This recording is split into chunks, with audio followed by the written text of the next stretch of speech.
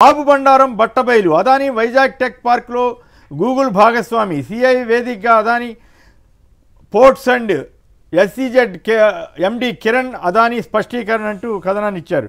అయితే సంపద సృష్టితోనే పేదరికం నిర్మూలన, ప్రతి దేశంతో భారత్ మైత్రి కోరుకుంటోందన్న ఉపరాష్ట్రపతి రాధాకృష్ణన్. పాత కంపెనీకి కొత్త కేటాయింపులు, పెట్టుబడుల్లో టెక్నిక్ అంటూ మరో వార్తనిచ్చారు. మన రాజీవ్ గారు చెప్పండి, ఎట్లా జరుగుతుంది అక్కడ? మీ విశాఖపట్నంలోనే ఉన్నారు కదా. ఈ ఈ పెట్టుబడుల సదస్సు జరుగుతున్న తీరు, తొలి రోజు 8.26 లక్షల కోట్లు పెట్టుబడులు ప్రతిపాదనలు వచ్చినట్లుగా రాష్ట్ర ప్రభుత్వం వెల్లడించింది. అట్లాగే ఇప్పుడు మనం విన్నాం టెక్నిక్ వాళ్ళది పాత పెట్టుబడికే కొత్త ఇదని. అయితే వాణిజ్య ప్రతినిధులకు చొక్కెదురు. ఒక్కొక్కరు తమ వ్యాపారం గురించి 8 మంది 10 మందితో చర్చించే అవకాశం ఇస్తామని చెప్పి తీరా సదస్సులో ఆ పరిస్థితి లేదని చెప్పి ఒక వార్త రాశారు. సో మరోవైపు ఏమో పోటెత్తిన పెట్టుబడులు అంటూ ఈనాడు, ఆంధ్రజ్యోతి దంచేశాయి. సో ఈ వాస్తవ పరిస్థితి ఏమిటి? నమస్కారం సార్.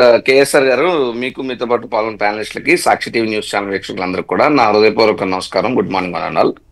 ఈ మధ్యకాలంలో కిరణ్ అబ్బవరం అనే హీరో సినిమాలో పాత రాజశేఖర్ గారి పాట ఒకటి బాగా వైరల్ అవుతుంది. ఇదేమిటమ్మా మాయా మాయా మైకం కమ్మిందా అని. అలాగా ఇప్పుడు ఇక్కడ విశాఖపట్నంలో జరుగుతుంది అంతా కూడా మాయా మాయా మోసం కమ్మిందా, ఆ చంద్రలోకం నిన్ను నన్ను ఏకం కమ్మందా అన్న చందంగానే, అంటే దొంగలు దోపిడీదారులు కలిపి ఉన్నట్టు ఒక వ్యవస్థను క్రియేట్ చేసుకుని కేవలం జరగలేనటువంటి అంతా కూడా జరిగిపోయిందని చెప్పి చూపించడంలో చంద్రబాబు నాయుడు గారు తాను సిద్ధహస్తుడు అనేటువంటి విషయాన్ని మరోసారి విశాఖ వేదికగా ప్రస్ఫుటంగా ప్రచారం చేసుకోగలుగుతున్నారు. ప్రచారంలో పీకు, వాస్తవంలో వీకు కింద ఆ పరిస్థితులు ఉన్నాయి. నేను ఇంకో మాట చెప్తాను సార్. ఈ యొక్క సిఐ సమిట్లు అనేటువంటి విశాఖపట్నానికి కొత్త కాదు, చంద్రబాబు నాయుడు కొత్త కాదు. అయితే చంద్రబాబు నాయుడు గారు తాను అధికారంలో మహా అయితే ఒక 9 ఏళ్ల పాటు ముఖ్యమంత్రిగా ఉన్నప్పుడు ఉమ్మడి ఆంధ్రప్రదేశ్ ఉన్నారు. ఆ 9 ఏళ్ళలోనే అన్ని కంపెనీలు వచ్చేసి హైదరాబాద్ ని మార్చేశాను ఇవన్నీ చెప్తాడు ఆయన. మరి 5 ఏళ్ల పాటు 14 నుంచి 19 మధ్యలో విశాఖపట్నంలో అధికారులు, ఆంధ్ర రాష్ట్రంలో అధికారులు ఉన్నారు. అప్పుడు ఏ కంపెనీలు వచ్చినాయి అంటే గుడ్డు సున్నా. కానీ సిఐ సమిట్లు సుమారు 3 పెట్టాడు ఆయన. 2017 ఒకసారి, ఇంకొక 2 ఏళ్లలో మొత్తం 3 సిఐ సమిట్లు ఇలాగే పెట్టారు విశాఖపట్నంలో. కాకపోతే వేదిక మారింది. అప్పుడు వేదిక వేరు, ఇప్పుడు వేదిక వేరు. మొత్తం 3 సమిట్లు ఏం చేశారంటే 19.6 లక్షల కోట్లు, అంటే సుమారు 20 లక్షల కోట్లు పెట్టుబడులు వచ్చాయని, 40 లక్షల ఉద్యోగాలు ఇచ్చామని చెప్పి 2019కి వెళ్ళే ఎన్నికలకి వచ్చే ముందు వాళ్ళు ప్రచారం చేసుకున్నారు. అన్ని పేపర్లు ఇలాగే రాయించుకున్నారు. తేరా చూస్తే 20 లక్షల కోట్ల పెట్టుబడులు ఎక్కడంటే మనకు ఎక్కడికి కనపడదు. 40 లక్షల మందికి ఉద్యోగాలు ఇచ్చామన్నారు. ఆ లిస్టు చెప్పండి, డేటా చెప్పండి అంటే దానికేం ఉండదు. మళ్ళీ ఇప్పుడు ఈ రోజు వచ్చి ఇన్ని లక్షల కోట్ల పెట్టుబడులు, ఇన్ని లక్షల ఉద్యోగాలు, ప్రచారం తప్పితే వాస్తవంగా ఏమాత్రం ఇది లేదు. రెండో అంశం ఏంటంటే, వాళ్ళు చెప్పినటువంటి లెక్కల ప్రకారం 14 నుంచి 19 మధ్యలో 20 లక్షల కోట్ల పెట్టుబడులు అంటే అమల్లోకి, అంటే ఒక అడుగు పడినటువంటి పరిస్థితిలో కేవలం 13% మాత్రమే ఉంది.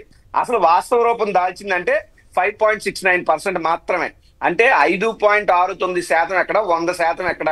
అంటే వీళ్ళ తాలూకా పెర్ఫార్మెన్స్ రేట్ 5% కూడా లేదు అన్నటువంటిది వాస్తవం.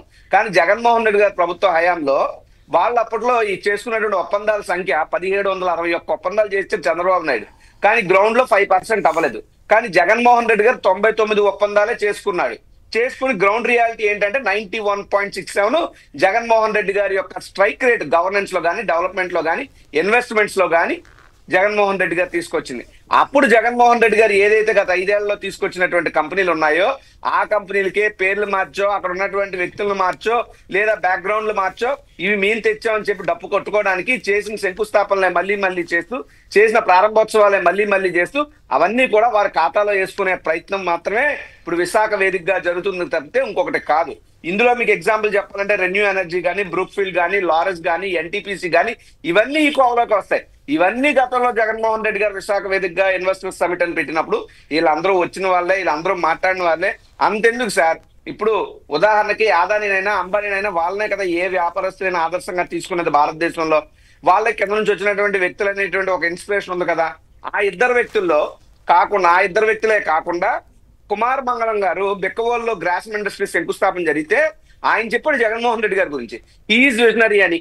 జగన్మోహన్ రెడ్డి గారు మాకందరికి అందుబాటులో ఉంటున్నారు, ప్రొసీజర్స్ చాలా కన్వీనియంట్ గా ఉంటున్నాయి, మేము ఇంకా ముందుకు వచ్చి పెట్టుబడులు పెట్టడానికి మాకు జగన్మోహన్ రెడ్డి గారి సహకారం ఈజ్ వెరీ విజనరీ అని ఆయన చెప్పాడు. అంటే మన విజన్ మనం చెప్పుకోవడం కాదు, మేము చంద్రబాబు నాయుడు లాగా మా నాయకుడి విజన్ మేము డప్పు కొట్టుకోం. మా జగన్మోహన్ రెడ్డి గారి యొక్క సమర్థతని ప్రతిభని ప్రపంచ స్థాయిలో కొనియాడుతున్నారు. అయితే ఇప్పుడు వచ్చి ఆదాని దగ్గర ఇంకా క్లియర్ గా క్లీన్ బౌల్డ్ అయ్యాడు చంద్రబాబు నాయుడు, కూటమి గవర్నమెంట్ వచ్చి గూగుల్ డేటా సెంటర్. అసలు వైజాగ్ లో పేరు మార్చారు, వైజాగ్ లో జీ తీసి గూగుల్, ఇది తీసుకొచ్చింది లోకేష్, ఇది తీసుకొచ్చింది చంద్రబాబు అని చెప్పుకునే ప్రయత్నాలు. నిన్న క్లియర్ కట్ గా కిరణ్ అదానీ గారు క్లియర్ కట్ గా చెప్పారు, మేము గతంలో 40,000 కోట్లు పెట్టుబడులు పెట్టాం, ఇక్కడ విశాఖపట్నంలో కట్టబోయే ఆదాని డేటా సెంటర్ తో గూగుల్ భాగస్వామ్యం అవుతుంది అని చెప్పి చాలా సుస్పష్టంగా ఆయన చెప్పాడు. అయితే ఆదాని డేటా సెంటర్ నేమో గూగుల్ డేటా సెంటర్ గా పేరు మార్చి క్రెడిట్ చోరీ చేయడమే లక్ష్యంగా జరుగుతున్నటువంటి వ్యవహారం. జగన్మోహన్ రెడ్డి గారు అధికారంలో ఉన్నప్పుడు ఆయన పప్పు బెల్లాలేవో పంచాడని, అప్పులు చేశాడని, అభివృద్ధి చేయలేదని తెల్లవారులేస్తే విష ప్రచారం చేశారు. అయితే మరి జగన్మోహన్ రెడ్డి గారు తెచ్చినటువంటి పెట్టుబడులు, చేసిన అభివృద్ధి ప్రజలకు కనబడుతుంది కాబట్టి ఆ కనబడేదంతా మన అకౌంట్ లో వేసుకోవాలనే లక్ష్యంతోనే సిఏఏ సమిట్ అని చెప్పి పేరు పెట్టుకుని జగన్మోహన్ రెడ్డి గారు తెచ్చినటువంటి అన్ని కంపెనీలకి కూడా వీళ్ళ ఖాతాలో వేసుకునే దుర్మార్గమైనటువంటి ప్రయత్నం జరుగుతుంది తప్ప అక్కడ వచ్చింది లేదు, చచ్చింది లేదు, ఏమీ లేదు. జగన్మోహన్ రెడ్డి గారు తెచ్చిన కంపెనీలకే మళ్ళీ ఎంఓయూ చేసుకుంటూ అసలేమీ రాలేదంటే కూడా కరెక్ట్ కాదేమో కదా. అసలేమీ రాలేదన్నట్లు మాట్లాడితే కూడా అది గతంలో ఈ చంద్రబాబు గారు, లోకేష్ గారు ఇట్లా ప్రచారం చేసినట్లే మీరు కూడా మాట్లాడినట్లు అనిపిస్తుంది. ఏమైనా కొన్ని కంపెనీలు వస్తే వచ్చి ఉండొచ్చు సార్. నేను ఇప్పుడు ఏం చెప్తున్నా, నా ఫస్ట్ వర్డ్స్ నేను ఏం చెప్పాను, 1761 ఒప్పందాలు అయితే 20 లక్షల కోట్ల పెట్టుబడులు, 40 లక్షల ఉద్యోగాలు అని చెప్పి ప్రచారం చేసుకుంటే అమలు అంటే first step of the investment లో 13% వస్తే కంప్లీట్ ఇన్వెస్ట్మెంట్ వచ్చింది కేవలం 5% మాత్రమే అన్నటువంటిది నేను చాలా స్పష్టంగా చెప్పాను. ఇప్పుడు అంతా చేసి నేను మాయని అన్నాను, బట్ అందులో ఒక 1% 2% ఉంటే ఆ రేంజ్ బిల్డప్ ఇవ్వడం అనేటువంటిది తప్పు. ప్రజల్ని మోసం చేయొద్దు, ప్రజలను కనికట్టు విద్య చేయొద్దు అనేటువంటిది చెప్తున్నాం. కానీ వాళ్ళు మారు. అంటే ఇప్పుడు అదానీ స్పీచ్ ఇచ్చారు కదా, చాలా ఓపెన్ గా చెప్పారు. ఇప్పటికి 40,000 కోట్లు పెట్టుబడి పెట్టానంటే జగన్ గారి టైంలో పెట్టానని ఒప్పుకున్నట్టే కదా, ఆయనే చెప్పినట్టు కదా. రెండు, అది మా డేటా సెంటర్ మాదే, గూగుల్లే మాతో భాగస్వామ్యం అయిందని అన్నారు. ఇప్పుడు దీని మీద చంద్రబాబు గారు కానీ, లోకేష్ గారు కానీ ఏమైనా స్పందించే అవకాశం ఉంటుందా? ఏమైనా స్పందించారా? నా దృష్టికి అయితే రాలేదు. స్పందించారు సార్. నిజం బట్టబయలు అయిపోయి ప్రజలు చీకొట్టిన అబ్బబ్బా చాలా అందంగా చక్కగా నవ్వుతూ లేదు అవన్నీ మేమే తెచ్చాం, ఆదానికి కూడా ఏం తెలీదు, చంద్రబాబు నాయుడు గారు చెప్తేనే ఆదాని పెట్టారు, మైక్రోసాఫ్ట్ కూడా చంద్రబాబు నాయుడు పెట్టారని చెప్పుకుని ప్రచారం చేసుకునే వాళ్ళు, వాళ్ళ గ్రౌండ్ రియాలిటీతోనే వాస్తవాలతోనే పని ఉండదు. నేనైతే ఒకటి నమ్ముతున్నా, ఇప్పుడు ఉన్నటువంటి కూటమి ప్రభుత్వంలో ఈ ప్రచారాలు చూస్తా ఉంటే నిజం గడప దాటే లోపు అబద్ధం ప్రపంచం చుట్టూ వచ్చే పరిస్థితులు ఉన్నాయి. కష్టం అంతా జగన్మోహన్ రెడ్డి గారిది, కానీ మేము ప్రచారం చేసుకోవడంలో ఫెయిల్ అయ్యాం. ఏళ్ళు జగన్మోహన్ రెడ్డి గారి యొక్క కష్టాన్ని దోచుకుంటున్నాడు చంద్రబాబు నాయుడు గారు, లోకేష్ గారు ప్రచారాలతో అని చెప్పి మాత్రం మేము మొదటి నుండి చెప్తున్నాం. అది నిన్న నిజం అబద్ధం తొందరగా అందరికీ చేరదు తప్ప నిజం కొంచెం లేట్ అయినా సరే నిజం ఎప్పటికీ పదిలంగానే ఉంటుంది. అది మేము చెప్పినటువంటి నిజాన్నే ఆదానీ గారి యొక్క కంపెనీ ఎండి ఆయన నోటితో ఆయన చెప్పాడు. ఇంతకన్నా వేరే సాక్ష్యం ఏం కావాలి? జగన్మోహన్ రెడ్డి గారు అనే వ్యక్తే ఆదానీ డేటా సెంటర్ తీసుకొచ్చారు వైజాగ్ కి. ఇప్పుడు ఉదాహరణకు sir, not only Adani data centre sir, ఇప్పుడు లూలు మాల్స్ గురించి ఇందాక మీరందరూ మాట్లాడుతున్నప్పుడు లూలు మాల్ గురించి కూడా ఒక వీడియో చూశాను నేను. లూలు ఇనార్బిట్ మాల్ ని విశాఖపట్నం జగన్మోహన్ రెడ్డి గారు తెచ్చారు సార్. రైజా గ్రూప్, అది సౌత్ ఇండియాలో largest mall Visakhapatnam Inorbit mall లో రెడీ అయిపోయింది. అది జగన్మోహన్ రెడ్డి గారి హయాంలోనే పర్మిషన్లు ఇచ్చారు. 90% కన్స్ట్రక్షన్ అయిపోయింది. రేపు ఇంకో 1-2 నెలలు ఓపెన్ అవుద్ది. అంతేందుకు ఇప్పుడు ఏళ్ళు ప్రచారం చేసుకుంటున్నటువంటి విశాఖపట్నం విఎంఆర్డీఏ డెక్ బిల్డింగ్, ఆ హైదరాబాద్ హైటెక్ సిటీ అలాంటి బిల్డింగ్, విశాఖపట్నం విఎంఆర్డీఏ డెక్ అలాంటిది చూడగానే అంత చక్కగా కనబడుతుంది. దాన్ని కట్టించింది జగన్మోహన్ రెడ్డి గారు, కానీ వీళ్ళ ఖాతాలో వేసుకుంటారు. విశాఖపట్నం కైలాసగిరిలో ఇండియాస్ లార్జెస్ట్ స్కై బ్రిడ్జ్, దాన్ని తెచ్చింది జగన్మోహన్ రెడ్డి గారు, కానీ వీళ్ళందరూ కూడా వీళ్ళ ఖాతాల్లో వేసుకునేటటువంటి దుర్మార్గ ప్రయత్నం జరుగుతూ ఉంది. సో ఈ రకంగా చూస్తే సార్, ఎప్పుడు జగన్మోహన్ రెడ్డి గారు చేసినటువంటి పనుల్ని వీళ్ళ ఖాతాలో వేసుకుంటున్నారు తప్ప వీళ్ళకి పని చేయడం అనేటువంటి చేత కాదు. వీళ్ళకి తెలిసిన పనల్లా ప్రచారం మాత్రమే సార్. రైట్. ఒకసారి కరణ్ అదానీ గారు ఏమన్నారో చూడండి. జగన్ గారి టైంలో వచ్చిన పెట్టుబడుల గురించి కానీ, ఆ తర్వాత డేటా సెంటర్ గురించి కానీ ఆయన ఏమన్నారో ఒకసారి విందాం. The Adani Group's belief in Andhra Pradesh is not new. We do not just talk about investment, we demonstrate it. So far, we have already invested over 40,000 crores across ports, logistics, cement, infra and renewable energy. And we are not stopping there. Over the next 10 years, we plan to invest an additional 1 lakh crores across ports, data center, cement, and energy business. The flagship of our commitment is the Vizag Tech Park. This is not just another tech park, it is the foundation of India's digital sovereignty. We are building one of the world's largest hyperscale data center ecosystem in partnership with Google, and powered by complete green energy. Our operations here have already generated over 1 lakh direct and indirect jobs, and far more is to come. Right. Adani గారికి సంబంధించిన కంపెనీలు జగన్ గారి టైంలో వస్తుంటే ఇంకేముంది, అదానీకి అన్నీ రాసిచ్చేస్తున్నారని చెప్పారు. ఇప్పుడు అదే అదానీ గారు మళ్ళీ వాళ్ళ సదస్సుకు వచ్చి గత టైంలో అంటే జగన్ గారి టైం కానీ అంతకుముందు ఏమి పెద్దగా వచ్చినట్లేదు. జగన్ గారి టైంలోనే ఎక్కువగా ఆయన పెట్టుబడులు పెట్టారు, రెన్యూవల్ ఎనర్జీ కానీ ఇవన్నీ కూడా.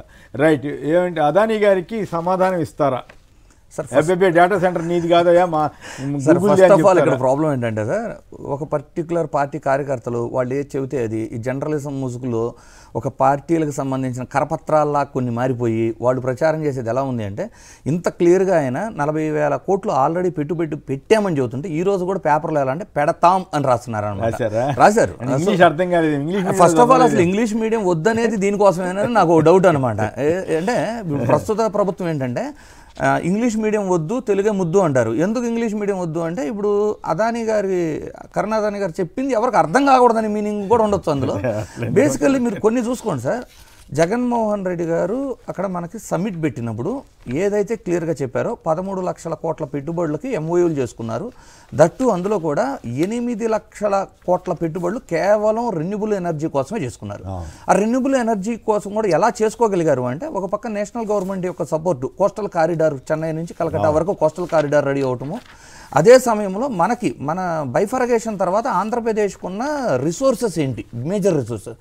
సో మనకి కోస్టల్ అనేది హైయెస్ట్ ఫెచింగ్, అందువల్ల ఏమైంది మనకి పోర్ట్లు అవ్వచ్చు, ఆ కోస్టల్ కారిడార్ అవ్వచ్చు, దానికి తోడు మనకి ఉన్న వనరుల రీత్యా ఏంటి ఈ రెన్యూబుల్ ఎనర్జీని మేజర్గా ఫోకస్ చేశారు. సో 13 లక్షల కోట్ల పెట్టుబడులు ఒప్పందాల్లో కూడా 8 లక్షల కోట్ల పెట్టుబడులు కేవలం రెన్యూబుల్ ఎనర్జీ అని చాలా క్లియర్గా చెప్పారు. అంటే ఏదో ఐటీని మేము లక్షల కోట్ల ఐటీ తీసుకొచ్చేస్తున్నాము అని ప్రజలను మభ్యపెట్టాలని ఏ రోజును కూడా జగన్మోహన్ రెడ్డి గారు అసలు ఆ దురుద్దేశంతో ఎక్కడ మాట్లాడాలి. అలాగే మీరు తీసుకుంటే జగన్మోహన్ రెడ్డి గారు ఎంఓయూలు చేసుకున్న ఏదైనా ఒక కంపెనీ ఈ రోజున లేదు అని చెప్పమనండి వాళ్ళని. నేనేం చెబుతున్నా అంటే, అలాగే 2091% అదే నేను అంటుంది స్ట్రైక్ రేటు. అలాగే 2014 నుంచి 2019 మధ్య ఇలాంటి సమ్మిట్స్ 3 సార్లు జరిగినప్పుడు వాళ్ళు ఒప్పందాలు చేసుకున్నవి ఏముండయో చూపించమనండి. జగన్మోహన్ రెడ్డి టైంలో వచ్చినవి ఏమి అంటే ఒప్పందాలు చేసుకున్నవి ఏవి బ్యాకప్ అయిపోయినాయి, వెనక్కి వెళ్ళిపోయినాయి.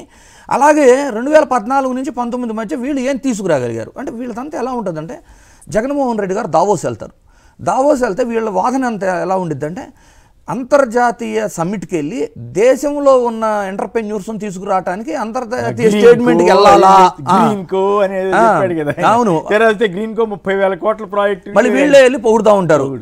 అయితే అదే వీళ్ళు దావోస్ వెళ్ళారనుకోండి, వీళ్ళు ఎలివేషన్స్ ఎలా ఉంటాయంటే, మనకి ఆ రోజు కిటికీ అద్దాలు పగిలిపోయినాయి, చలిగాలి ఎక్కువగా వేసింది, రాత్రి నిద్ర లేదు, రోడ్డు మీద నడిచాం. ఎవరికి కావాలి సార్ ఇవన్నీ?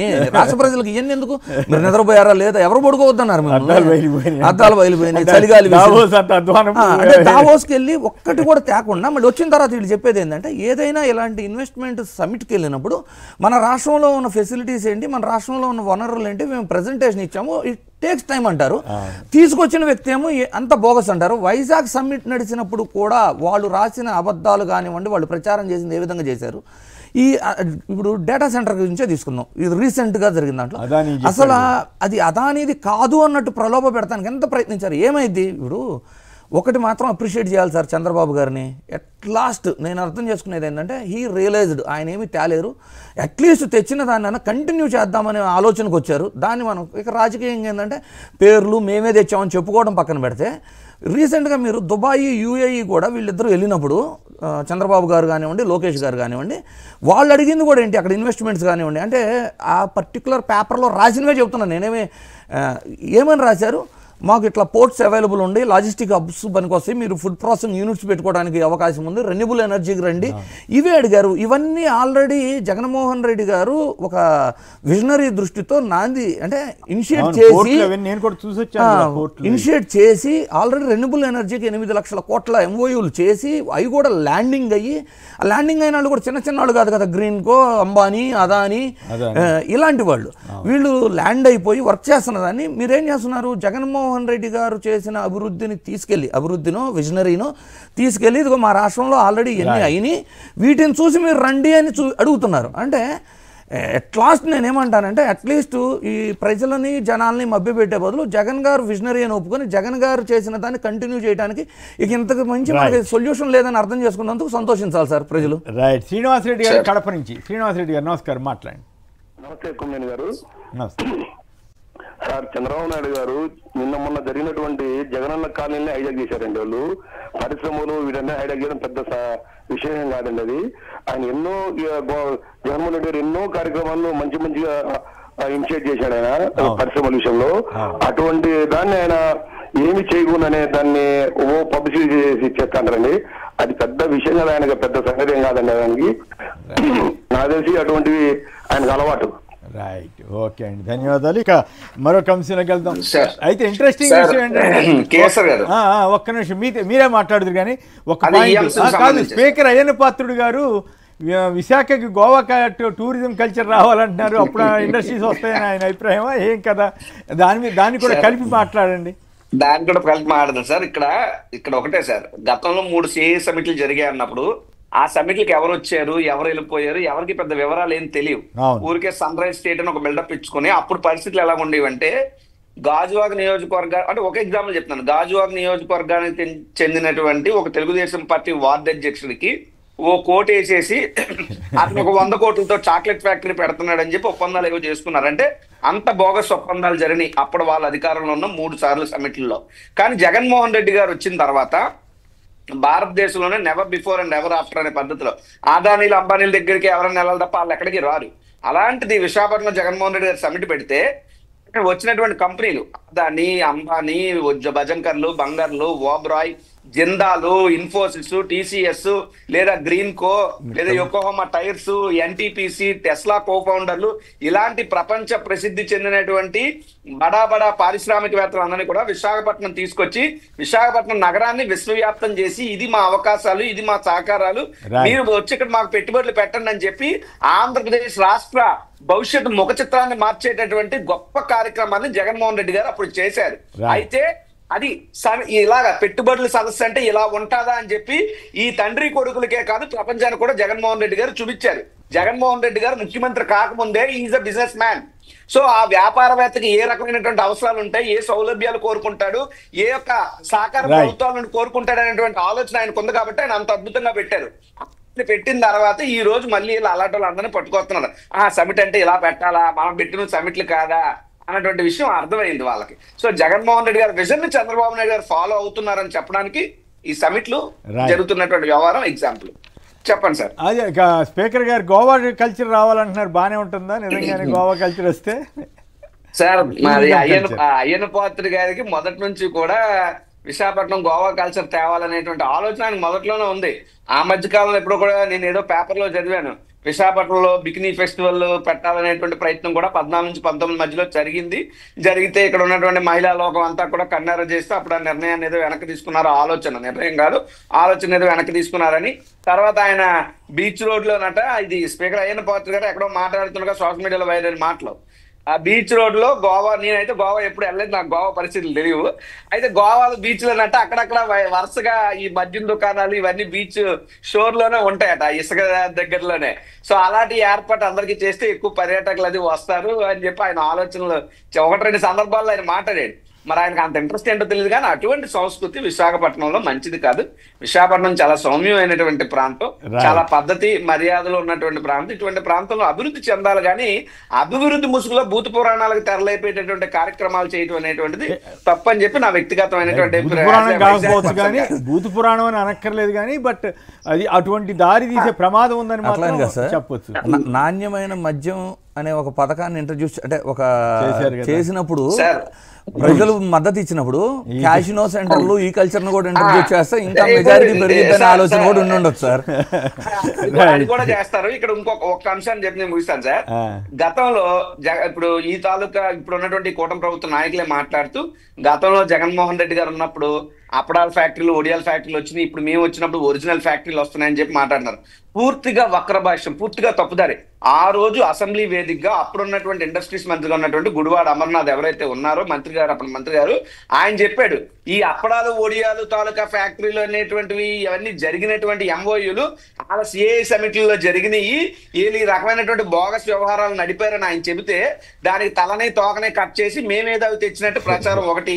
రెండోది ఈ దుష్ప్రచారాలకి తారాస్తాయి సార్. మాకు చేత కదా, బట్ నేర్చుకోవాలి, కానీ మా వల్ల అవుతుంది నాకు తెలియదు. కానీ ఆ గుడివాడ అమర్నాథ్ అనే వ్యక్తి కూడా, ఆయన మా మంత్రి గారు కూడా అప్పట్లో ఆ తెలంగాణలో పెట్టిన ఎఫ్ఎం రేస్కి ఏదో వెళ్ళి చెప్పినటువంటి సందర్భం, చెప్పిన సామెత తప్పై ఉండొచ్చేమో కానీ ఆయన వాస్తవమే మాట్లాడాడు. కోడిగుడ్డు అని ట్రోలింగ్ తప్పితే ఆయన హయాంలో కానీ అంతకు ముందు ఉన్నటువంటి ఐటీ మంత్రి గారు కానీ వారి యొక్క కష్టాన్ని జగన్మోహన్ రెడ్డి గారి నాయకత్వంలో దశానిర్దేశంలో జరిగినటువంటి అభివృద్ధిని అంతా కూడా దోచుకుని దొంగ ప్రచారాలు దుష్ప్రచారాలేమో మాకంట కట్టారు. అసలైనటువంటి క్రెడిట్ చోరీ వాళ్ళు చేస్తున్నారు. రైట్. ప్రతాప్ రెడ్డి గారు కడప నుంచి. ప్రతాప్ రెడ్డి గారు నమస్కారం, మాట్లాడండి. నమస్తే సార్ అందరికి. నమస్కారం. ఇప్పుడు జగన్మోహన్ రెడ్డి గారు ఉన్నప్పుడు ఏదైనా ఫ్యాక్టరీ కావాలంటే కూడా మన రాష్ట్రానికి ఏదైనా ఉపయోగపడేటట్టుగా వాళ్ళకు అమౌంట్ అనేది ఇంత అమౌంట్ కట్టాలని చెప్పి వాళ్ళకి సవాల్ ఇచ్చాడు. ఈ చంద్రబాబు నాయుడు గారు వచ్చి అమ్మాయి రూపాయికి 1 రూపాయలకి సవాల్ ఇచ్చి కూడా ఈ సంక్షేమ అచ్చా భూములు 99 పైసలకి ఇస్తాను కథనం మీద మీరు మాట్లాడేది. Okay, right. ఏం చేద్దాం మరి, వాళ్ళ పాలసీ అది. రైట్. ఫైనల్గా ఇంకొక మాట చెప్పండి, మన ఈ పరకామణి ఇష్యూలోకి వెళ్ళడానికి ముందు యనమల గారు ఏంటి సడన్గా వాయిస్ ఏమన్నా మారిందా? టీడీపీ కార్యకర్తలు ఏంటి ప్రతిపక్షం ఊదితే మనం ఎగిరిపోవడం ఖాయం, మెడికల్ కాలేజీల నిరసనకు గ్రామాలు తరలి వచ్చాయి. జనరల్గా ఇప్పుడు రాష్ట్రంలో ఉన్న అన్ని పార్టీలకు సంబంధించిన నాయకులకు కూడా ఇది చాలా క్లియర్గా తెలుసు సార్. ఏంటి అంటే ఇది ప్రభుత్వ మెడికల్ కాలేజీలను ప్రైవేటీకరణ చేయటం అనేది ప్రజాగ్రహం ఏ స్థాయిలో వచ్చేసింది అనేది అందరికీ తెలుసు. కాకపోతే ఏంటంటే పదవుల్లో ఉన్నవాళ్ళు, ఎమ్మెల్యేలు లేదు మంత్రి పదవుల్లో ఉన్నవాళ్ళు వాళ్ళకి తప్పక వాళ్ళు మాట్లాడాల్సి రావటం లేదు సైలెంట్గా ఉండటం జరుగుతుంది. ప్రస్తుతం యనమల రామకృష్ణ గారికి అయితే ఆ పరిస్థితి లేదు కాబట్టి బహిరంగంగా ప్రస్తుతం వస్తున్న ప్రజాగ్రహాన్ని అర్థం చేసుకోలేకపోతే ఉన్న పరిస్థితిని చాలా క్లియర్గా చెప్పారు. ఓ సీనియర్ నాయకుడిగా అంటే వాళ్ళ పార్టీకి మంచి కోసమే చెప్పారు ఆయన. జనసేనలో భూమి గోల, 35 ఎకరాల వివాదంలో పవన్ సన్నిహితుడు వర్సెస్ ఎమ్మెల్యే, జనసేన ఎమ్మెల్యే ఆయన కూడా సుందరపు విజయ్ కుమార్, ఆయన పేరేంటి, సుందరపు విజయ్ కుమార్. వివాదాన్ని సెటిల్మెంట్ చేసిన సురేష్ అంటారు. అచ్యుతాపురం భూ వివాదంలో కోల్డ్ వార్, తన వాటా ఇవ్వాలన్న ఎమ్మెల్యే, నేరుగా పవన్కు ఫిర్యాదు చేసిన సన్నిహితుడు సురేష్. కేబినెట్ మీటింగ్లో ప్రస్తావించడంతో నేరుగా ఎమ్మెల్యేకి వార్నింగ్. 350 కోట్ల వివాదంలో అధికారుల బలి అంట. మరి ఇక్కడికి కూడా ఆయన హెలికాప్టర్ వేసుకెళ్తే బాగుండేదేమో, వెళ్ళి సెటిల్ చేసి వస్తుంటే. రైట్. ఇక వ్యక్తిగత ప్రయోజనాలకు సిబిఐని వాడుకోలేరంటూ సునీత గారి వ్యవహారం మీద ప్రత్యర్థులు పిటిషన్లు వేశారు. 3 రాష్ట్రాల్లో మదనపల్లె కిడ్నీ ర్యాకెట్ లింకులు. ఏపీలో ఈ కిడ్నీ ర్యాకెట్ ఏంటో అర్థం కావట్లేదు. పరకామణి కేసు ఫిర్యాదుదారు సతీష్ అనుమానాస్పద మృతి. తాడిపత్రి సమీపంలో రైలు పట్టాల పక్కన మృతదేహం. ఆయనది హత్యనని పోలీసుల ప్రాథమిక అంచనా. తల వెనుక భాగంలో పదునైన ఆయుధంతో కొట్టిన గాయాలంటూ ఎల్లో మీడియా రాసింది. అయితే దీంట్లో సాక్షిలో ప్రభుత్వ వేధింపులతోనే సతీష్ కుమార్ మృతి, ఇది ముమ్మాటికి చంద్రబాబు సర్కార్ హత్యే. భూమన కరుణాకర్ రెడ్డి. పరకామణి కేసులో విచారణ పేరుతో సతీష్ను బెదిరించిన ప్రభుత్వం. సతీష్ కుమార్ మృతిపై సిబిఐ విచారణ జరపాలన్న భూమన. వైసీపీ నేతలపై తప్పుడు కేసులే ఈ ప్రభుత్వ లక్ష్యమని కూడా ఆయన వ్యాఖ్యానించారు. సో ఇదంతా కూడా చంద్రబాబు క్షుద్ర రాజకీయానికే బలయ్యారంటూ కూడా వార్తనిచ్చారు. మరి ఏది క్షుద్ర రాజకీయమా కాదా హత్యని మరి అప్పుడే అట్లా పోలీసులు ఒక అభిప్రాయానికి వచ్చేశారు. ఇదంతా కూడా మళ్ళీ ఈ జరిగిన వాటన్నింటినీ మళ్ళీ ఎదుటి వాళ్ళ మీద రుద్దడం కోసమా, లేకపోతే నిజంగా అవకాశం ఉందా? ఇప్పుడు భూమన్ గారు నిన్న ఓపెన్గా చెబుతున్నారు ఇతని మీద పలానా వాళ్ళ పేర్లు చెప్పు అని చెప్పి ఒత్తిడి చేశారని. అన్నిట్లోనూ అదే రకమైనటువంటి పరిస్థితి. చివరికి రాజంపేట కేసులో కూడా చూసాం కదా, టీడీపీ నేత గోలు పెడుతుంటే ఆవిడ మీదే కేసు పెట్టే పరిస్థితి. ఎట్లా ఇదంతా కూడా వాళ్ళు ఒకే పరకామణిది మరి అన్యాయంగా ఉంది. ఒకే తరహాగా వెళ్తున్నారు సార్. ఏదంటే ఎవరో వాళ్ళ పేర్లు చెప్పేయటం, వాళ్ళ మీద అరెస్టులు, అక్రమ అరెస్టులు. సో పార్టీ అంటే ప్రతిపక్ష పార్టీ మీద దాడులు చేయాలి అనేది ఒక ఎజెండాగా పెట్టుకొని వెళ్తున్నారు. అయితే ఈ పరకామణి కేసులో ఇప్పుడు ఎవరైతే ఆయన ఒక సాక్షిదారిగానో కీలకంగా ఉన్నారో అతను ఈరోజు మృతి చెందితే దానికి అసలు పూర్తి వివరణ రాకముందే పేపర్లో ఏ విధంగా రాస్తున్నారు అంటే ఈ కేసులో పరకామణి కేసులో ప్రతిపక్షంలో ఉన్న వాళ్ళు తప్పించుకోవడం కోసం అన్న వేలో అది ఒక హత్య అని పోర్ట్రేట్ చేసేసి దాన్ని ప్రజెంట్ చేస్తున్నారు. అయితే కర్నూలు బస్సు విషయంలో ఆల్రెడీ మందు తాగి డ్రైవ్ చేశాడు అనేది విజువల్స్ ఉన్నాయి, అక్కడ యాక్సిడెంట్ విజువల్స్ ఉన్నాయి. ఒకవేళ అది యాక్సిడెంట్ అయిన తర్వాత కూడా పక్క నుంచి వెళ్ళిన బస్సుల యొక్క సీసీ కెమెరా ఫుటేజ్లు వచ్చినాయి. అర్ధరాత్రి 2ంటికి వాళ్ళు డ్రైవ్ చేసి బహిరంగ ప్రదేశాల్లో అప్పుడు దాకా తాగారనే కానీ ఇన్ని ప్రూఫ్లు ఎవిడెన్సెస్ ఉన్న తర్వాత కూడా మద్యం కూడా ఒక కారణం అయి ఉండిద్ది అని మాట్లాడినందుకే 28 మంది మీద ఈరోజు కేసు పెట్టిన వాళ్ళు. కేసు పెట్టి కూడా వాళ్ళని పిలిపించి వాళ్ళని అక్కడ ఏమడుగుతున్నారు అనుకుంటున్నారు కర్నూలులో? మీరు కానీ కర్నూలు వచ్చి వాళ్ళ ఫ్యామిలీ మెంబర్స్తో మాట్లాడారా, ఇక్కడ స్థానికులతో మాట్లాడారా, మీరేమైనా విచారణ చేశారా, ఏ విధంగా మీరు మాట్లాడగలరు అనే విధంగా అడిగారు. మరి ఈ రోజున ఈ ఇన్సిడెంట్ జరగగానే పేపర్లో కానివ్వండి విషప్రచారం చేసినట్లు ఇది హత్యే, ఈ పరకామణి కేసుతో లింక్ అయ్యి ఈ కేసుని తప్పుదోవ పట్టించడానికి అది హత్య అని ప్రూవ్ చేయాలని చూస్తున్నారు. సరే ఇప్పుడు కూడా అతని భార్యని కలవనివ్వకుండా ఇక్కడ అవునవును కలవనివ్వకుండా ఇవన్నీ ఎందుకు చేస్తున్నారు? మరి పోలీసులు చేయకూడదు కదా? చేయకూడదు అంటే నేనేమంటున్నానంటే సార్ ఈ పేపర్లో ఒక రకంగా రాశారు, ఆ పేపర్లో ఒక రకంగా రాశారు, పక్కన పెడితే ఇది హత్య అని ఇంకా పూర్తిగా పోలీసులు నిర్ధారించినప్పుడు ఇది హత్య అన్నట్టు పేపర్లో రాయటం లేదు మాట్లాడుతున్న వాళ్ళ మీద కూడా మరి ప్రస్తుత ప్రభుత్వము కేసులు పెడుతుందా? హత్య అని కూడా చెప్పలేదు కదా కర్నూలు బస్సు కేసులో. కేవలం అన్ని ఎవిడెన్సెస్ కళ్ళ ముందు కనపడుతున్నప్పుడు ఆ లేట్ టైంలో మద్యం అవ్వచ్చు, బెల్ట్ షాపుల్లో మద్యం అవ్వచ్చు, కారణమై ఉండొచ్చు అన్న దానికి కేసులు పెట్టిన వాళ్ళు డైరెక్ట్గా ఈ కేసును ప్రభావితం చేసే విధంగా రాస్తున్నారు. వాళ్ళు ఏమన్నా రాయనివ్వండి, బట్ ఇప్పుడు ఓవరాల్గా ఈ పరకామణి కేసులో మీకు ఏమనిపించింది? క్షుద్ర రాజకీయమైనా, అతను ఒత్తిడి తట్టుకోలేకపోయాడా లేదా? ఈ మొత్తం ఫాలో అయ్యి ఉంటే మీరు అంటే ఫాలో అయితే అవుతున్నాం సార్. డెఫినెట్లీ ఒక పర్సన్ టు పర్సన్ ఆ ప్రెషర్ను కొంతమంది క్యారీ చేయగలరు, కొంతమంది క్యారీ చేయలేరు. రైల్వే పట్టాల మీద సూసైడ్ చేసుకోవాల్సిన నెసిటీ ఎందుకు వచ్చింది అంటే రీసెంట్ ఇన్సిడెంట్లో చూసుకుంటే ఆయన పరకామణి కేసులో సాక్షిదారిగా ఉండే. ఒకవేళ సాక్షిదారిగా ఉన్నప్పుడు అతను ఏమన్నా మీకు అతను చనిపోయే లోపు మీకు సాక్ష్యాలు ఇచ్చి ఉండాలి కదా. ఒకవేళ అతన్ని బలవంతం పెట్టకపోతే అంటే ఒక వెర్షన్ మాట్లాడుకున్నాం, ఒకవేళ బలవంతం పెట్టకపోతే అతను నిర్భయంగా ఇప్పుడు అధికారంలో ఉన్న ప్రభుత్వానికి నిర్భయంగా తన యొక్క స్టేట్మెంట్ ఇవ్వచ్చు. ఇవ్వనప్పుడు అండ్ ఇతను చనిపోయినప్పుడు ఎందుకు చనిపోయి ఉంటారు? డెఫినెట్లీ ప్రెజరో ఒత్తిడో ఏదో ఒకటి చేసి ఉంటారు కదా. స్టేట్మెంట్ ఇన్ని రోజులు ఇవ్వలేదు కదా. ఇవ్వని వ్యక్తి చనిపోయాడు అంటే డెఫినెట్లీ ఒక వెర్షనే ఉంటుంది, ఆడ ఒత్తిడి చేశారు అందువల్ల జరుగుండిద్దని. రైట్ రాజీవ్ సార్, ఈ ఏదైతే పరకామణికి సంబంధించినటువంటి సతీష్ గారి మృతి సార్, అది ఆత్మహత్య హత్య అనేటువంటిది నిష్పక్షపాతమైనటువంటి విచారణ జరిగితేనే తెలుస్తుంది. అప్పటి వరకు ఇది ఖచ్చితంగా ప్రభుత్వ హత్యగానే మేమైతే పరిగణిస్తాం వైఎస్ఆర్ కాంగ్రెస్ పార్టీగా. మా బొమ్మన కరుణాకర్ రెడ్డి గారు కూడా చాలా స్పష్టంగా చెప్పారు, నిజంగా ఆ పరకామణి అంశంలో కానీ ఇంకోటి దాంట్లో కానీ మాకేమైనా సంబంధాలు మేమైనా లాలూచి వ్యవహారాలు చేస్తుంటే అంత ధైర్యంగా అంత నిర్భయంగా సిబిఐ విచారణ మేమెందుకు కోరుతాం? బట్ మా నాయకుల్లో నిజాయితీ ఉంది కాబట్టి ఇప్పుడు ఈ యొక్క జరిగినటువంటి ఆ మృతి పట్ల ఖచ్చితంగా దాన్ని సిబిఐ ఎంక్వైరీ వేయాలని చెప్పి బొమ్మన కరుణాకర్ రెడ్డి గారు కోరడం జరిగింది. రెండో అంశం, ఇప్పుడు ఎంత టైం అయ్యింది, ఎంత టైంలో పోలీసు నిర్ధారణకు వచ్చేసారు, ఎంత టైంలో వీళ్ళ పేపర్లో రాశారంటే వీళ్ళు ఒక కథను అల్లేయగలరు. ఈ కూటమి ప్రభుత్వం తలుచుకుంటే ఎవరినైనా సరే చంపి ఆత్మహత్యగా చిత్రీకరించగలరు. ఆత్మహత్యలను లేదంటే ప్రభుత్వ ప్రెజర్ వల్ల చనిపోయినటువంటి వ్యక్తులను కూడా పర్సనల్ గొడవలు ఉన్నాయని చెప్పి దాన్ని మార్చగలరు.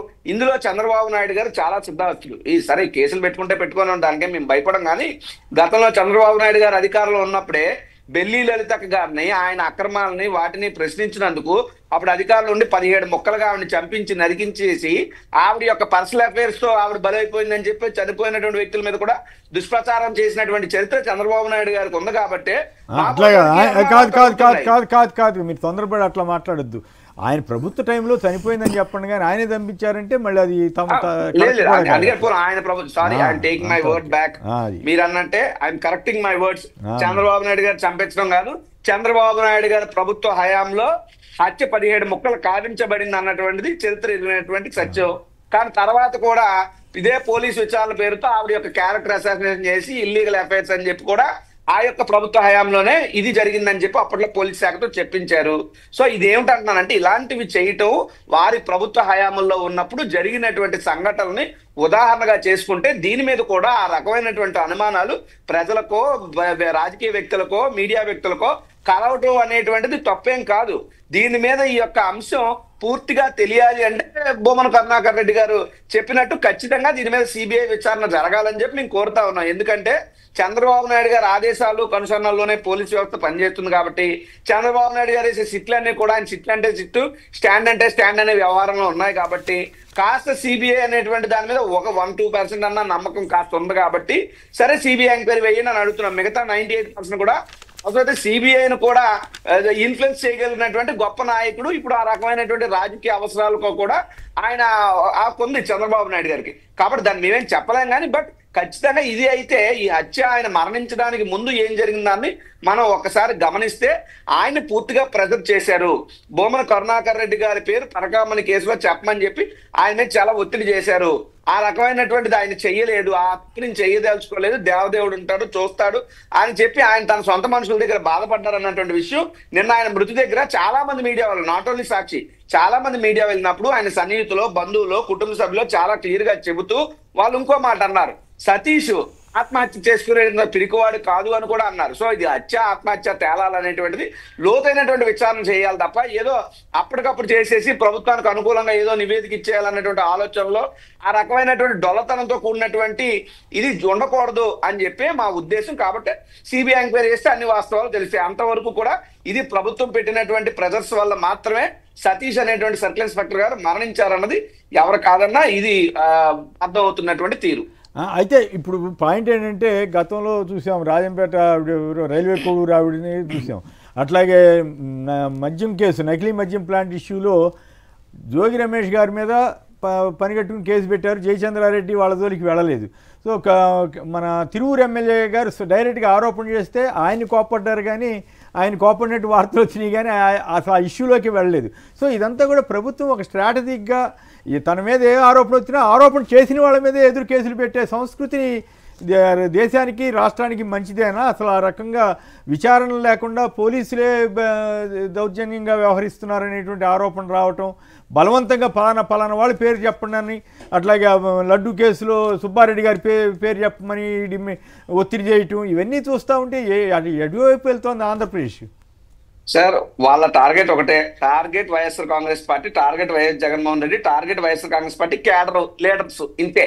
తెల్లవారు లేస్తే మమ్మల్ని ఏదో రకమైనటువంటి కేసుల్లో ఏ రకంగా ఇబ్బంది పెట్టాలనేటువంటి లక్ష్యంతోనే పరిపాలన చేస్తున్నారు తప్ప ప్రజలకు మంచో రాష్ట్రాన్ని అభివృద్ధి చేయాలనేటువంటి ఆలోచన వాళ్ళకు ఒకంత కూడా లేదు.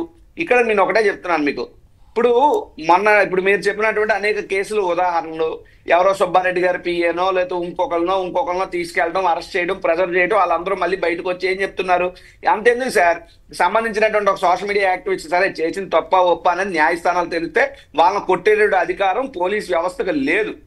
అయితే ఆ యొక్క బాధితులు కనీసం నడవలేని పరిస్థితుల్లో కోర్టుకు వెళ్ళి నా పరిస్థితి అని చెప్తే ఆ యొక్క సిఐని ఎస్ఐని కూడా కోర్టు మందలించినటువంటి పరిస్థితి. అంటే కోర్టులో చివాట్లైనా తినడానికి ఒప్పుకుంటున్నారు తప్పితే చట్టాన్ని మాత్రం చాలా అద్భుతంగా ఉల్లంఘిస్తూ తప్పుడు కేసులు పెడుతున్నారు. అయితే ఈ పెట్టేటువంటి తప్పుడు కేసులు మేమేం జరాల్సినటువంటి పని మాకు లేదు.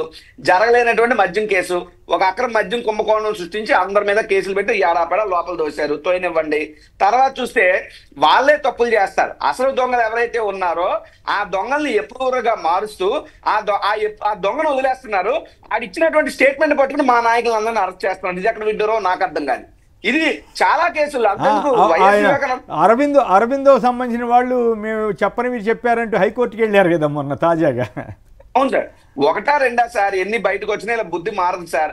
అక్కడెక్కడో వైఎస్ వివేకానంద రెడ్డి గారిని కత్తి పట్టి హత్య చేసినటువంటి వ్యక్తి ఏమో హాయిగా రోడ్ల మీద తిరుగుతాడు. అదేదో పనికిమాలిన స్టేట్మెంట్ ఇచ్చారని ఆ స్టేట్మెంట్ పట్టుకుని మా నాయకులందరినీ తెల్లారిస్తే వైఎస్ అవినాష్ రెడ్డి గారిని అందులో ఎలా ఇరికించాలని, అక్రమ మద్యం కుంభకోణంలో మిథున్ రెడ్డి గారిని ఎలా ఇరికించాలని, లేకపోతే ఇంకో కేసులో బొమ్మన కరుణాకర్ రెడ్డి గారిని ఎలా ఇరికించాలని, ఈ మమ్మల్ని ఇరికించే అంత ఈ పని అంత దృష్టి కూడా రాష్ట్రం మీద పెట్టుంటే బాగుంటుంది. అయితే ఇది పూర్తిగా వీళ్ళ అధికార దుర్వినియోగం చేస్తున్నారు. పోలీస్ అధికారులు కూడా కొంతమంది, నేను అందరు పోలీస్ అధికారులను, కొంతమంది మరి మూర్ఖంగా చంద్రబాబు నాయుడు గారి యొక్క దీంట్లో చాలా తప్పుడు వ్యవహారాలు చేస్తున్నారు. ఇది పోలీస్ వ్యవస్థకు కలంకం తెచ్చే విధంగా పోలీస్ అధికారులు, కొంతమంది పోలీస్ అధికారులు ఈ గొడవ ఏంటి మీ జిల్లా కదా, మీ దగ్గర పనకాపుల కింద వస్తుందేమో. ఇది సుందరపు విజయ్ కుమార్ వర్సెస్ పవన్ సన్నిహితుడు అంట, 35 ఎకరాల వివాదం అంట. ఈ గొడవ ఏంది, ఏమైనా సెటిల్ అవుతుందా? సుందర విజయ్ కుమార్ అనేటువంటి వ్యక్తి యలమంచిలి శాసనసభ్యులు, అంతకుముందు జనసేన పార్టీ రాష్ట్ర అధికారులు, అంతకుముందు Telugu Desam. Is a product of Telugu Desam party, అందులో నో డౌట్. సో తెలుగుదేశం పార్టీలో సీట్ ఇవ్వలేకపోయారు కాబట్టి జనసేనకు పంపించి జనసేనలో సీట్ ఇప్పించుకుని అతను ఎమ్మెల్యే చేసుకున్నాను. అతను జనసేన ఎమ్మెల్యే అనే కన్నా is a product of Telugu Desam party. అయితే ఆయన మీద అనేక ఆరోపణలు వస్తా ఉన్నాయి. అందులో ఈ రోజు ఇది ఒకటి. సరే, ఈ సెటిల్మెంట్ ఈ వ్యవహారం అంతా పవన్ కళ్యాణ్ గారు చూసి మరి ఆయన ఏం చేస్తాడో చూడాలి. ఇక్కడ జనసేన గురించి వచ్చింది కాబట్టి ఇంకొక మాట చెప్తున్నాను సార్. ఇప్పుడు విశాఖపట్నంలో ఇంత భారీ ఎత్తున సమిట్లు జరుగుతున్నాయి కదా, మరి where is deputy CM sir? ఎంతసేపు డయాస్ మీద తండ్రి కొడుకులే కూర్చుంటారేంటి? పవన్ కళ్యాణ్ స్థానం లేదా? పవన్ కళ్యాణ్కి విశాఖ సమిట్ లో కుర్చీ కూడా వేయలేనంత స్థాయికి పవన్ కళ్యాణ్ దిగజారిపోయాడా కూటమి ప్రభుత్వంలో? నేను అడుగుతున్నా. రెండో విషయం, గూగుల్ చేస్తే ఎంతసేపు చంద్రబాబు అంటారు తప్పితే ఇవాళ మన డిబేట్ చూసేవాళ్ళ వెళ్తే ఇల్లు ఉండొచ్చు తప్పితే వాస్తవంగా పవన్ కళ్యాణ్ అనే వ్యక్తిని పిల్లాలని కానీ గౌరవం ఇవ్వాలని కానీ ఉన్నత స్థాయిలో కూర్చోబెట్టాలని కానీ ఉండదు. జనరల్ గా ఇనాగ్రేషన్ నాయకుడు కాదు. మీరు చెప్పిన దాని ప్రకారం జనరల్ గా ఇనాగ్రేషన్ అప్పుడు కీలకమైన టైం, ఆ టైంలో లేకపోవడం అనేది సహజంగా అందరి దృష్టి. ఇంకొక విషయం సార్, అదే సార్, ఒక నిమిషం రాజు గారు చెప్పండి. పవన్ కళ్యాణ్ గారు ఎందులో ఇన్వాల్వ్ అయితే అల్టిమేట్లీ పాపం అతనికి అంటే అతని మాట చలనీయకుండా చేయడంలోనే కూటమి ప్రభుత్వం చొరవ తీసుకుంది. ఇంకొక మాట చెప్పండి, డాక్టర్లు ఆఫ్ నాలెడ్జ్ అని చంద్రబాబు గారు కామెంట్ చేయడం మీద డెఫినెట్లీ సార్ ఆయన మాటలో ఒక నిమిషం రాజు గారు, ఆ మాట ఆయన మనస్ఫూర్తిగా చెప్పినట్టున్నారు ఎవరు చంద్రబాబు గారు. ఎందుకంటే ఆఫ్ నాలెడ్జ్ కాకపోతే ఒక అతనికి మెంటల్ సర్టిఫికేట్, ఇంకొక అతనికేమో సకల రోగాలు ఉండే అంబులెన్స్ లేకుండా తిరగలేరు అనే సర్టిఫికేట్లు అరేంజ్ చేయరు కదా డాక్టర్లు.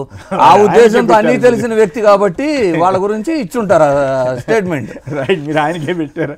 కానీ అట్లా డాక్టర్లు ఆఫ్ నాలెడ్జ్ ఏఐ ద్వారా అన్ని కనిపెట్టేస్తామని చెప్పటం మరి ఏంటో మరి ఆయన రకరకాల స్టేట్మెంట్లు ఇస్తున్నారు ఈ మధ్య.